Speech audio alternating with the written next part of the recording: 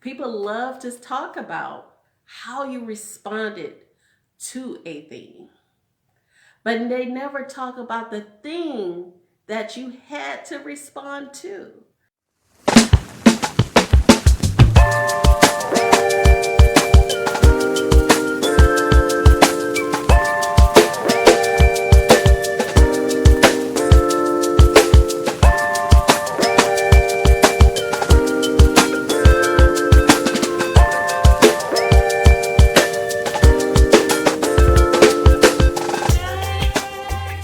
So those of you who don't know, my name is Candy Zenon. I'm an author and a life coach and a CEO founder of Change in Seasons Life Coaching, where I help single moms strengthen their faith, family, and finances through one-on-one coaching, mentorships, books, and live events. I wanted to just share what I felt about the angry Black woman. So a lot of times I feel that we are angry about situations and we don't feel that we have the permission to just simply say that we are angry. So it comes out forceful as anger. But we really want to say that we felt betrayed, we felt neglected, we felt dismissed, we felt abandoned, we felt used, we felt abused, we felt conned, unappreciated. But sometimes, in order to give ourselves permission to say just exactly what we feel, we don't want to come across of being labeled weak or insecure or needy or crazy. And I want to just come on here today and say, if you are hurt and a situation hurt you, instead of screaming or instead of being outraged by what you think is acceptable or what will not get you labeled, just give yourself permission to say, the action that you did hurt me. When you did that specific thing, I felt betrayed. When you said that particular thing, I felt that you dismissed or dishonored my core beliefs, my values, or what my expectations were of the agreement. Speak to what that thing that hurt you. People going to label you whatever they feel they need to label you so they can absolve themselves of any wrongdoing to you, right? They want to take away their part in what they played. People love to talk about how you responded to a thing, but they never talk about the thing that you had to respond to and what part they played in hurting you, betraying you, disrespecting you, dismissing you, abusing you, using you.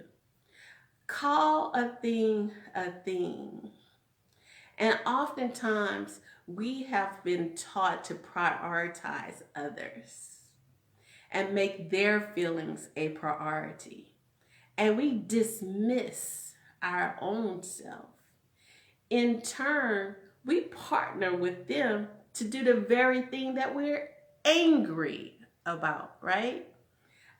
If I don't speak to the thing that I feel, I just partner with you to double that action towards myself.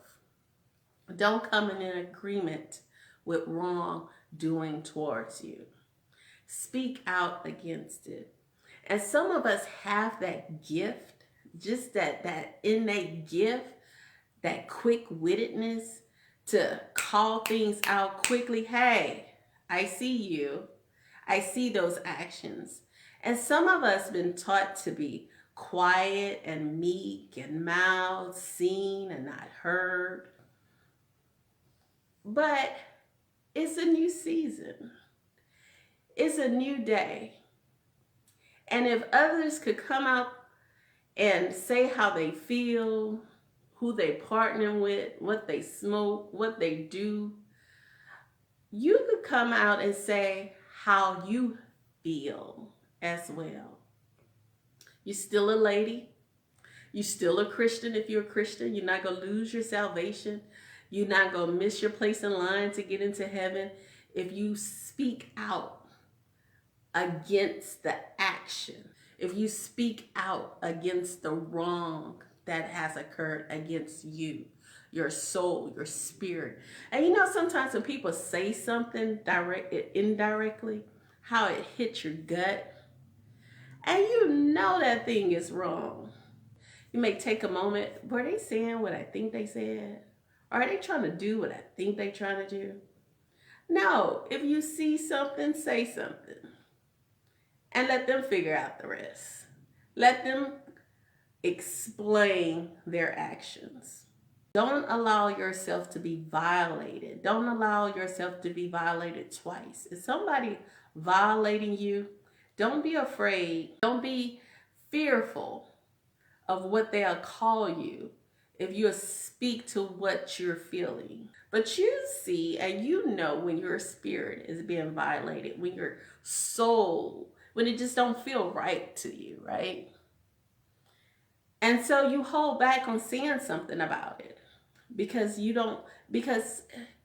in some way you want that person to remain in your life and you feel speaking to the situation, they'll depart.